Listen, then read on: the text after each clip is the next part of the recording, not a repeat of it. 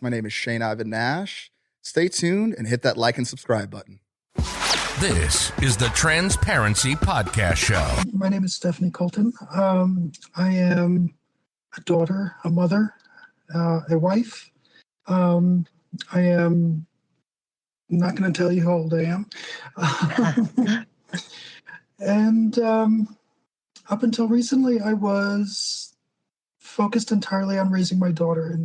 And now I'm getting into really trying to give back to the community that's given me a home and given me a life. Okay. So let's dive into your transition story first. So let's start with your transition journey. How does it start? How does it begin and everything? It starts a long time ago. Okay. I knew what I am. I knew that I was not born the way I should have been born at a very early age. I think I was 4 or 5 by the time I knew. And by the time I was in school, everything's separating out into boys and girls, and I knew I kept going to the wrong place. But it was not a good time to be that kind of a child. And so I hid for a long time. I was in the closet for many, many years. And I came out actually because I wanted to get married. It's really the short end of it. Okay. I was dating the person who is now my wife, and I knew that I couldn't go into a lifelong commitment with a secret. I couldn't go into it with a lie. And so I came out to her, and it could not have gone better. My wife has been through this whole journey. All of our time together, my transition and everything has been my biggest supporter and my biggest support. And it's been 11 years now. Wow. I've been out and mostly proud. We all have our days. Yeah. We all have those moments when we're like, don't notice me. But for the most part, 11 years out and proud and never going back. Where are you located? Because I'm in Southern California and you're from another state. Where are you located, and how's that your hometown treating you as a trans woman? Well, at the moment I'm in the Southwest. I'm in New Mexico. It is not my hometown. Oh, okay. I was back to my hometown recently. I made a little tour with my wife. Wanted to show her where I grew up. Just back in.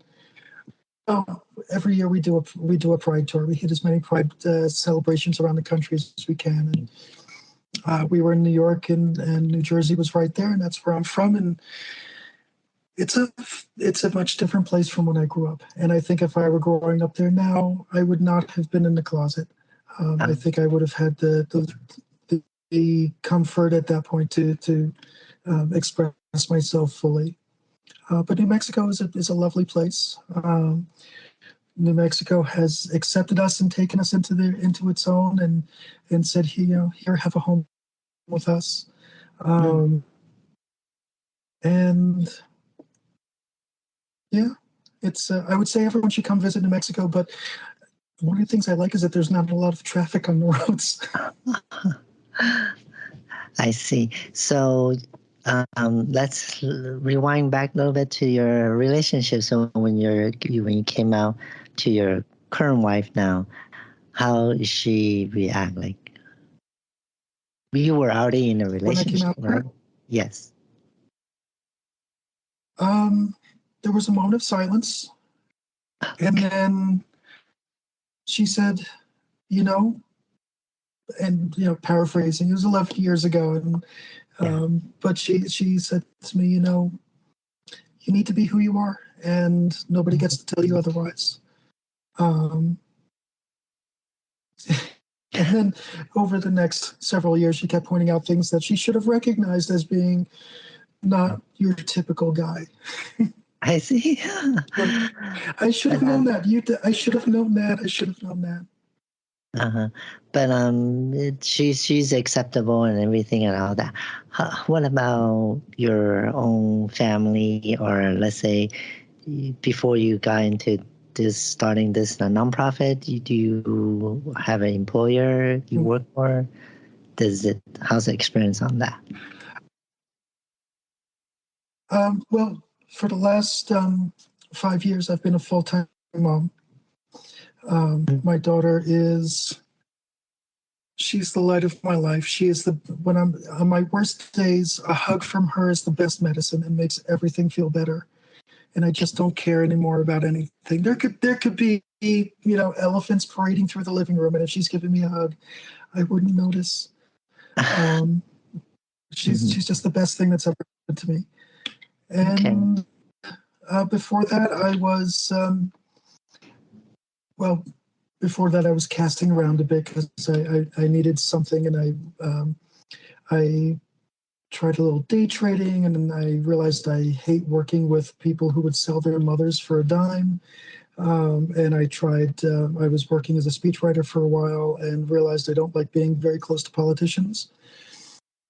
But most of my career was spent in pre-hospital care, emergency medicine, as an EMT and a medic. Okay. So coming out as Stephanie, it didn't really affect you much, or like other people has more dramatic effect, like they probably got fired, lost their job, or not able to find a new job or some sort of like that, right? You're kind of employment wise, it was very easy because I was working from home at the time, and I was out and about every day, but none of the people I saw in my everyday life were responsible for my paycheck. So in terms of my employment, I really was very lucky. Other ways, not so much, but I don't like to dwell. Okay. And how about your family member? Like, are they supportive of you? Did they probably see the sign too, like your wife now? Mostly.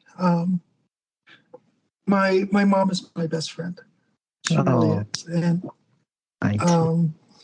her only issue with me coming out was that she felt a lot of recrimination, that I didn't feel comfortable talking to her about it when I was a kid. And she understood that when I was younger, our home life was not exactly nurturing. When my father was in the picture, it was not a safe environment. And after I was dealing with all of the pressures of being in the closet and trying to contend with who I was, and trying to contend with external pressures that were at times extreme, and got into a lot of self-destructive behavior, and wound up with a foster family for a little while. And I'm still very much in touch with them. My foster brother is just the best. When I told him, when I came out to him, he said, "I knew something was different because I've never seen you this happy." And I cried. And he's still, we talk every day. His mom, my foster mom, we talk all the time. My foster dad, we lost in the early days of COVID, but I still have the last text message that he sent to me, which was right after I came out, and he said, "I don't care. You'll always be my kid, and I will always love you." And every time I see that text message when I'm scrolling through and clearing out old stuff that I don't need, it makes me cry. My sister and I don't talk. We haven't talked in over 10 years now, since she found out. And I have some other family, some biological family that are not in my life anymore. My mom, and I've got my father foster family, and I've got my wife and my daughter, and Mm-hmm. that's all I need. What else do I need? I need our trans family.